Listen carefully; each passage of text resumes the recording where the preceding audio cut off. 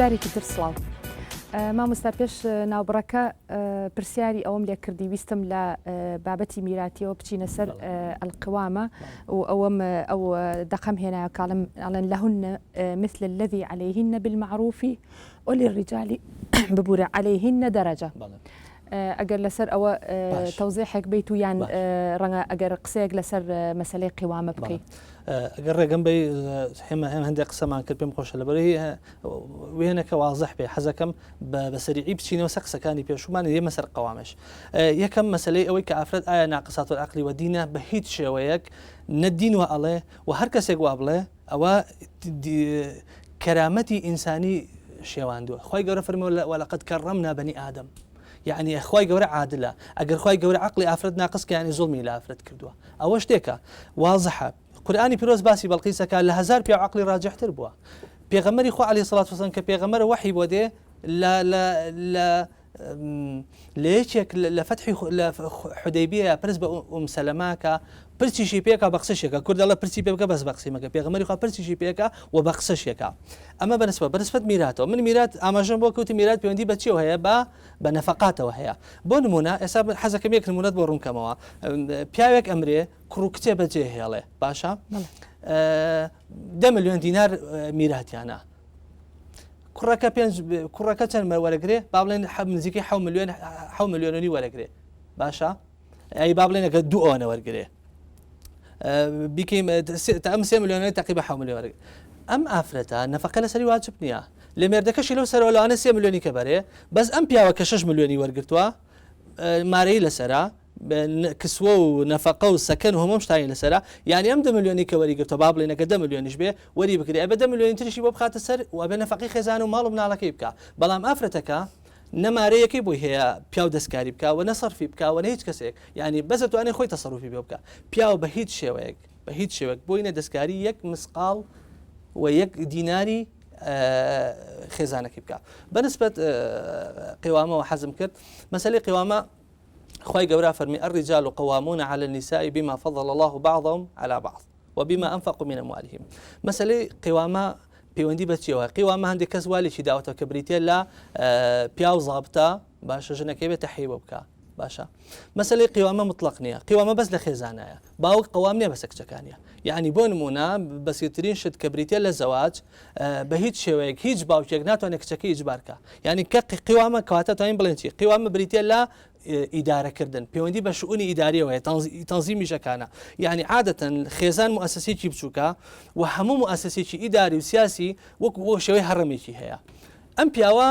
با بڵێن لە فکر ئیسلامی ئەم پیاوە ئەمیرە ژنەکە وەزیرە بەم شێوەیە. یعنی ئەوە نییە بڵێ لە هەموو شتێکە تەسەڕوفی بڵێ ئیرادەی نابێ ژنەکە ئەمیرە بێت و پیاوەکە وەزیر بێت. لە ڕاستی ئەمەش هەیە. ئەمە هەیە لە فقهی ئیسلامیە ئەم مەسەلەیە ئەگەر بە مەرج بگیرێ هەروەکو تەلاق هەروەکو خولع هەروەکو قەوامە ئەگەر لە عەقدی نیکاحە بە مەرج بگیرێ کە ژن قەوامە بێ دروستە بە مەرج بگیرێ باشە. یعنی لە عەقدی نیکاح مەبەست لە عەقدی هاوسەرگیری بەڵێ لە سەرەتاوە توانێ بڵێ تەلاق بەدەست من بێ وەکو چۆن ناتوانێت بڵێ تەلاق بەدەست من توانێت بڵێ قەوامەش بەدەستی من بێ باشە. کەواتە مەی کێشە پەیوەندی بە ئیدلانی ئیداریەوە هەیە ئەجینا بە یەکسانی لە هەندێشتا بۆ نمونە پێغەمبەری خوا فەرمێ الرجل راع وهو مسؤول عن رعيته هل ماڵە والمرأة راعية وهي مسؤول عن رعيتها يعني هەردووچیان مسؤول. بەڵام ڕعایەت ئەیە بەژن لە غیابی پیاوە لە وجودی پیاوە ڕعایەتی نەیەوە دلیل بۆش ئەو نەسە سەریحە کاڵێ وللرجال عليهن درجة. ئەخە ئەم دەرەجەی ئەم قەوامەیە ئەم دەرەجەیە چییە؟ ئەم تەمە بە نەکیرە هێناوێتی یعنی دەرەجەی ئەم دەرەجەی بریتێ لەو مدیر بوونە. ئێستا بۆ نمونە لەم کەناڵی من و تۆ باشە کەمە لێرە دانیشتوین چ ڕێگریەک لە تۆ هەیە گە مەسەلەن ئەگە مدیرەکەی ئەرە پیاو بێ تۆ ئیشەکاری خۆ دەکەی ئەی چ ڕێگریەک هەیە گەر مدیرەکە ژن بێ هیچ ڕێگریەک نییە. یعنی دانیشتوین چوار ژنین ئەبێت تۆ هین یعنی با بڵێن بۆ نمونە گەرەمە مەجلیسێک بواە یعنی تۆ باە سەرۆکی جەلسەکەبی بۆ نمونەگەر یعنی لەبەرەوەی تۆ پیاوی تو بەپی ئەو نەسەبێ یعنی ناخۆ پەیوەندی بە سەرۆکبوونەوە نییە من پێوتی زابط نییە زایکی ئیدا ئێستا بۆ نمونە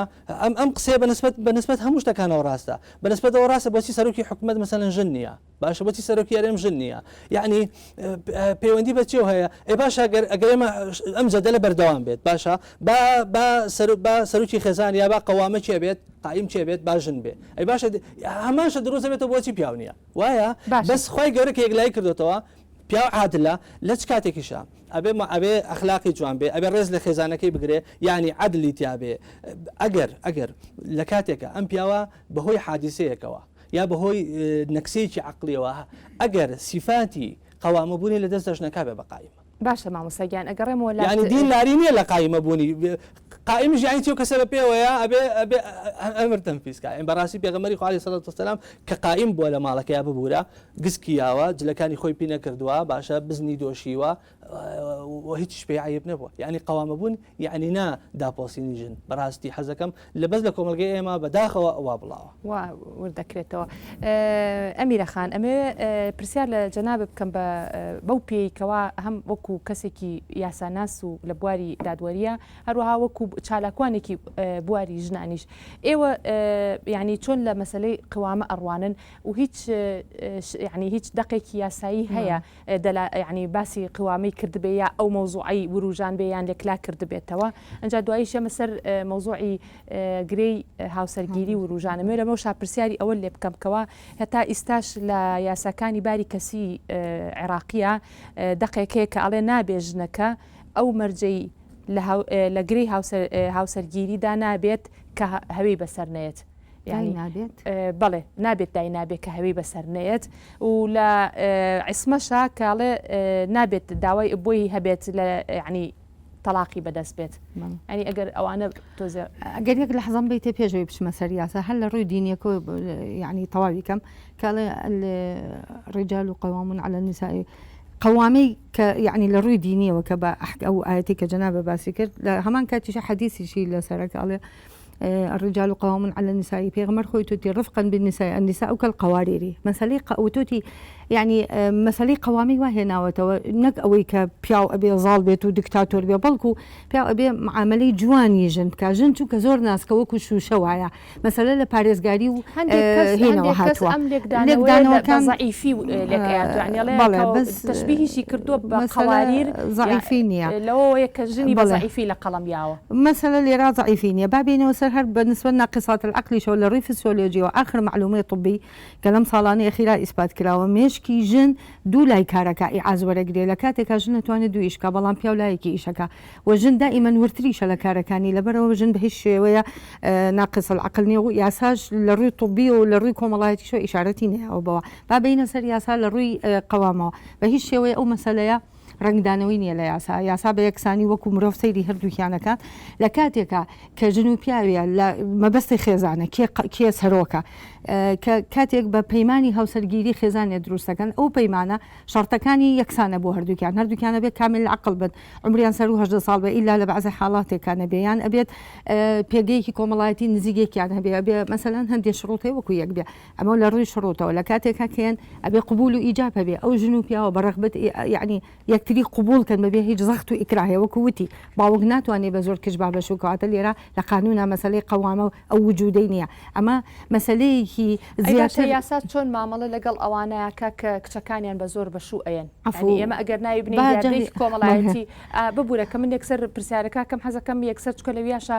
جاری وا شتێکێتە پێش جەناب یاساناسێک بیتەوە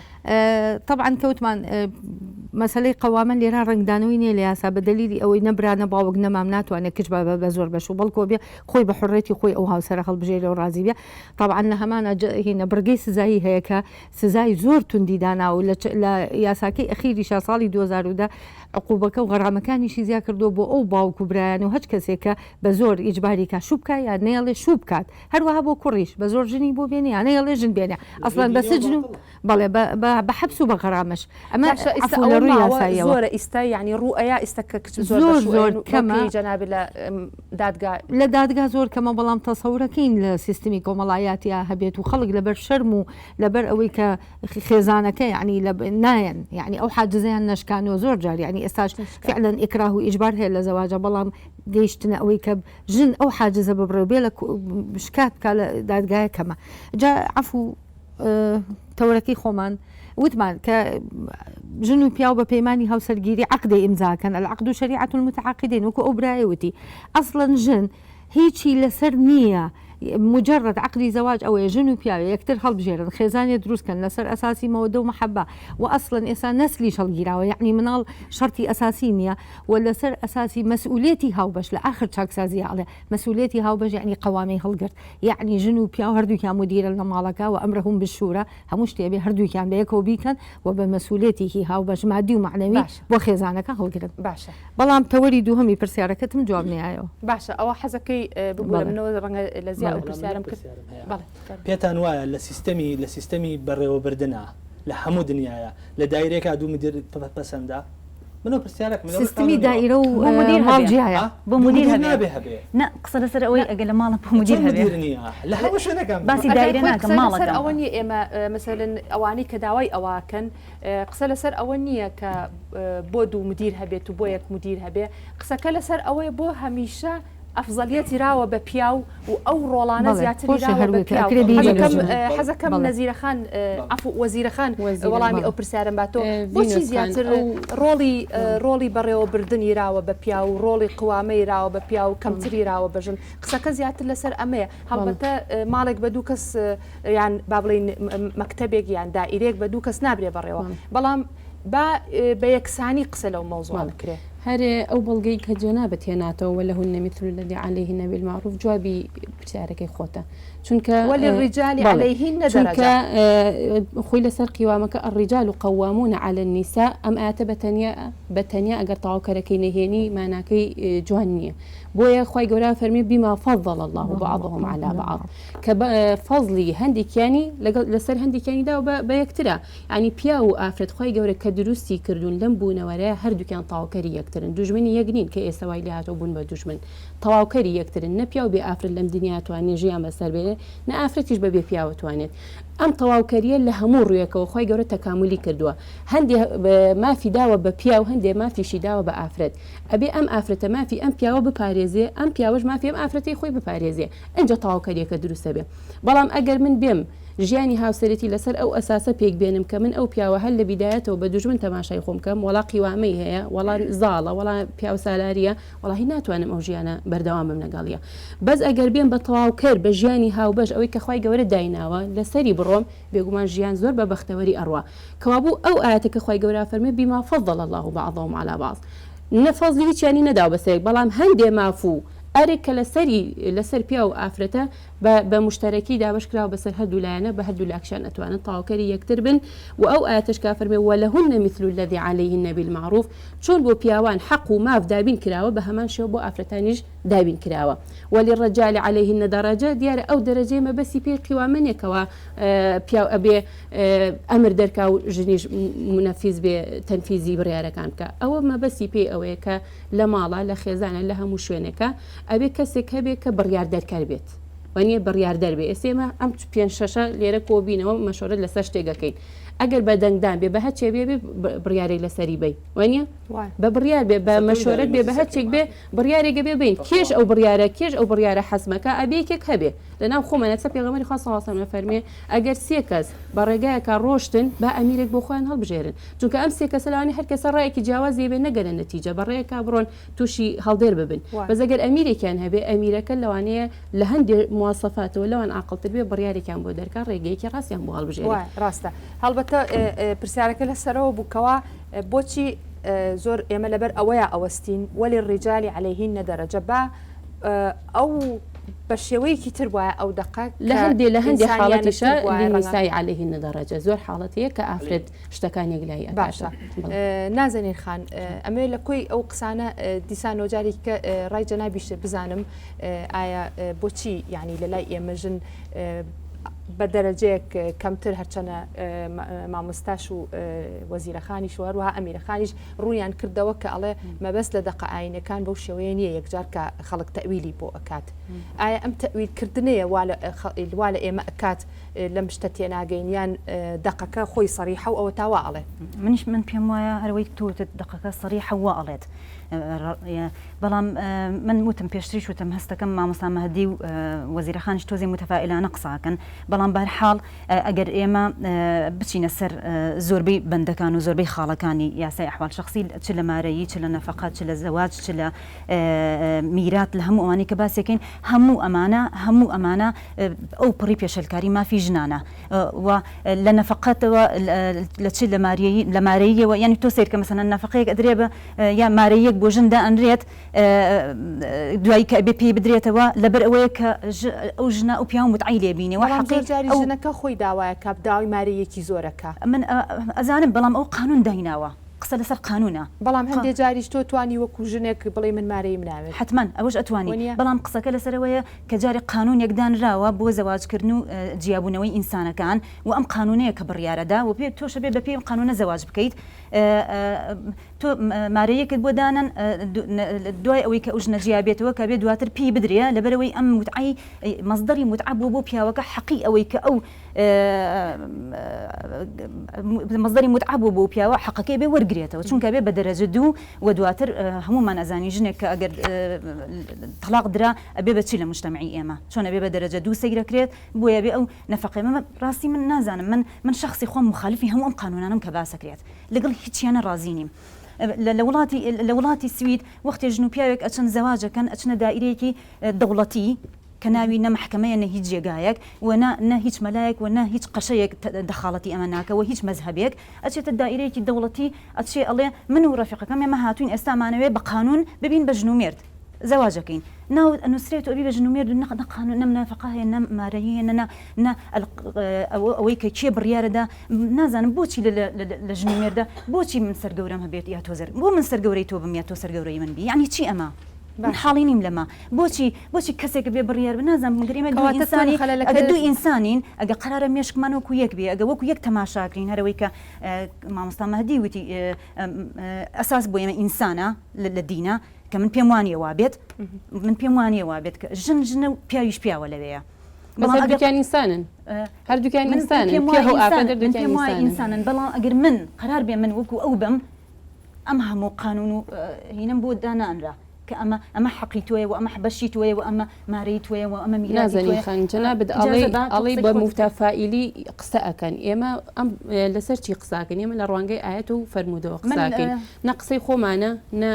گۆڕی ویشمانە ئێمە متەفائیل جەناب لەوانەیە ئەمەیە کە مەجلیسە بێت لەگەڵ کەسێکی ئاینیا دابنیشی ئێمە پێش بەرنامەکە بە فینۆسخانی شمود ئێمە ئەو تەسەوراتانە ئەو بیرۆکانی کە هەیە ئەگەر لە دانیشتێکە لە چەندین دانیشتنی ئاوای لێک تێبگەین ئاراکانمان بگۆڕینەوە لەوانێت تۆ ئەو نەزرە نامێنێ کە بەرامبەر بە کەسێکی دین هەتە منیش بەرامبەر بە تۆ کە نەزرێکم هەیە نامێنێ بەزێمە حد دوورا و دوور تۆ لە لای خۆت و من لە لای خۆم ئیشکەم بەڕاستی ناگەینە نەتیجە بەس لە دوو بەرنامە لە چوار دانیشتنی ترا من و تۆ یەکتر ببینین بەڕاستی ئەو گومانانی کە تۆ هەشتا ئەڕەوێتەوە ئەو گومانی کە من بەرامبەر بە کەسێکی وەکو جەنابە کە لە ڕێکخراوێکی ترا ئیشەکەی لەوانی گومانەکانم بڕەوێتەوە بۆیە بەڕاستی ئەمە بە دانیشتێک بۆ بەرنامەت ئیجازە بن دوای ئەواتان لەسەر قسەکانی من قسە بکەن بەڵام من کەوتم متەفائل معنای ونیە کە من بەو تەفاؤلەی تۆش ڕازیم من بەوەش ڕازی نیم ئەوەش هەر پێم وایە هێشتا هەر جیاوازی بینی من و پیاوێک هینەکە لە هەموو شتێک گەڕین وەزیرەخان سەیری جلوبەرگی تۆ بکە سەیری جلوبەرگی با من نەڵێم بەڵام سەیری جلوبەرگی مامۆستا مەهدی بکە بۆچی مووی سەری تۆ شاراوە بێ لە مجتەمەع بۆچی عیب بێ عیب نییە خی گەورە بە کۆمەڵێک فەرز بێ بە کۆمەڵێک شتێکەوە خی گەورە وتم لە پێشا باسم کرد خی گەورە کە ئینسانی دروست کرد و ئەجزانێ چۆن بەرنامی بۆ بنێرە لەسەری بڕوان دیارە حکمەتی تیالەوەی کە خی گەورە فەرزی حیجابی کردوەکەی من ئەبەی دوای ئەوانش نایڵنەوە نەبەستم ئینسان زۆر سادە زۆر نەچینە ناو هەموو ئەم قانون و بند و ئەوان و بەڵام زۆر سادەست تەماشا بکە نمونەی ئینسانێکی ژنێکی ئیسلامی توی وەزیرەخان احترام بۆ تێمە بەسم هیچ ئیهانەیەک نییە بەڵام بەڕێی من بۆ خۆی ئەو جلوبەرگە بەڕێی من بۆ خۆی ئەو جلوبەرگە دەرەجە دووی تۆیە ئەو بەڕێی خۆتە بەڕێی تۆیە بەس بەڕێی من بەڕێی بەرنامەی خۆی پەروەردگار کۆمەڵی حکمەتی تایە ئەگەر ڕێگەمان پێ با من حکمەتەکانت بۆ باسەکەم بۆ خۆی باشە لێرە ئێمە بۆستین یەکشت بڵم من ئینسانێکم من چاوەڕانی ئەوە ناکەم حەقم پێ بدرێ من خۆم حەقم هەیە لێم سەندراوەتەوە بە بڕوای من یعنی ناکرێ بڵێ حەقی پێداوی حەقی پێدا حەقی چی پێداوم بەس من خۆم حقوقم هەیە و فەردێک و ئینسانە لە مجتەمع ئێمە اینجا مەوزوعەکە ئێستا مامۆستا بچینە سەر قەزای حیجاب نازان مەگەر پێش حیجاب حەزەکەم ئەگەر بەگەم بێم خۆشە نازنین خان کۆمەڵشتی وروژانیەتی وتی من بەوە رازینیم بەوە رازینیم بەوە رازینیم باشە زۆر باشە ئاساییەوە بۆ رازینی بەس پێم بڵێ بەدیلت چیە بەرنامە چییە باشە بێ زەحمەت پرۆسی زەواج کە لە وڵاتی ئێمە بەڕێواچە لە کوردەواریە تۆ بڵێ لە ئەوروپا نەقەشە ئامادا بێ و نا کەنیسە دەسیتایەتی ئەگەر زەواج پرۆسی زەواج باوکی کچەکە ئامادە ببێ باشە و کۆمەڵی خەڵک بەقەدەرم جەماعەتە لێرە ئامادە بن و پیرۆزبایی لێ بکەن و کۆمەڵە خەڵک و یاساش ئەمە سابت کە و مارەیش دابنرێ مارەی وتی لە بری متعەیە آخر چێ وتێتی لە بری متعەیە کاکە قورآنی پیرۆزە فەرمی و ئاتو النساء صدقاتهن نحلة ینی هەدیە کی باس لێ بۆ من نەیدەم بە تۆ بۆ تۆ بیدەی بە من با من بیدەم بە تۆ لەسەر هەدیەیە بۆچی نایەتی بەرنامە ڕێگری نەکردووە ژن ئەتوانێت خۆی مارەکە لە یەکێک یعنی بەبێ هەبوونی یعنی ئەمان باتە سەر قەزەی الولاية على النفس و بۆ بەنسبەت ژنەوە جەدەرێکی زۆری لەسەر الولاية على النفس و الولاية على المال ئایا ژن ئەتوانێت عقدی نکاح بکات بەبێ مثلا بەبێ وجودی پیاوێک برا و باوکۆ و شتانە دوو ئێمە کچمان هەیە لەگەڵ بێوەژنە پێغەمبەری خوا بۆی باسکردین ئەفەرمی الأيم أحق بنفسها من وليها بێوەژن یعنی با بڵێن کە لە کوردەواری وای پێوترێ ئەگە مستەلاحەکە لە شوێنی خۆشیانە بە من داوای لەبور نەکەم بۆی بەستێ بگەین پێغەمبەر فەرمێ صلی الله علیه وسلم فەرمێ خۆی ئەحەقترێکە لە باوکی يعني خوي أتواني خوي أتواني ماركة بس بدو مرت ولينية صحيحة أو حديثة والله صحيحة ولينية بس شي شهادة معناها قاضي معناها قاضي ينري تين ينري أمريكان يري أبي كسر كبير معقدر يبقى أي باش أجر خيانتي لكر أجر ما فكاني بيش الكر إما بس لما لو لكن يعني أتواني نبي عقدك يبيروز باشا كشكرك يعني لدروي مالي باوكو دايكان برونا بردم قاضي وخوان يكتر ماركن جائزة أما عليه أجر ئافرەتەکە عاقڵ بوو و کوڕەکەش عاقڵ بوو هەردووشیان و بە یەکتر رازی بوون بەڵام باوکەکە لەبەر هەر گرێکە هەیبێ باشە بەمە رازی نابێ یعنی کوڕەکە کەفووە ئەڵێ ئەتوانێت قازی ببێ بەوەلی وەمارەی بکە بەڵێ بەس لە دەرەوەی یاسانە بەنهێنینە زەواجی مەدەنینە کە تااقەتیان نەما دوای هەفتەی دوای مانگی واز یەکتر بێنن یعنی میساقی غەلیزە ناخر بۆچی ینی ئێمە تۆ باسی کرد کە تەلاقدا لە کۆمەلگایەتی بەسەر دێ گوناحی مافرەتە بێ بە دەرەجە دوو دەرەجە سێ کاکە کۆمەلگەی تۆ کۆمەلگە بگۆڕەکە بەوانە بێ باشە کە من وای لێکە چی لێ بکەم باشە لە ڕووی قانونەوە ساوانیە دینۆسخان دوای 18 ساڵ کچ و کوڕەکە کەیان دایک و باوکیان لەگەڵ نییە مجرد شاهدیان لەگەڵا شاهدەکان بۆ چییە مجرد بۆ ئیشهارە یعنی بۆی کۆمەلگا بزانێ ئەم دوانە بوون بە ژنومیات ئەوەی ئەو خوشکەش ئەڵێ ئەمە لە ڕووی یاساوە یعنی ئەوەی ئەو خوشکەش ئەڵێ هەر ئەبێت یعنی کچ و کوڕێک لە قوڵایی شریعەتی ئیسلامیە ئەگەر لە تیارەیە کەوتنە خوارێ کەوتنە جەزیرەیە لە هەموو حزارەتێ دوور بوون و عقلیان تەواو بوو دوای 18 ساڵ بوون ویستیان ببن بە ژنومێر خۆیان نەتوانن یەکتری مارەکەن بەڵام مەسەلەی شاهێدەکە و وەلیەکە لێرە بۆ ئیشهارە لە کاتی پێویستە يعني هەر احتیادی ئەگەر خۆشی مارەکالی لە محکەمە و دوایی بچن بە خەڵک بڵێ مارێ کردوم يعني خوي لە محکەمەکە ماری کرد ئەلانە ناکەن ماری ناکە ئەلانە بێت هاتە محکەمە ئەلانە پێویست بە وەلی ناکات دوای 18 ساڵ باشە کەس باوکو دایکی نایە باشە لەبەرەوەی من ناوبڕێکی تر بەڕێزان ئەچینە ناوبڕێکی تری کورت و دەگەڕینە وڵاتان بۆ وەرگرتنی پرسیار و کۆمنتەکانی میوانەکانی ستۆدیۆ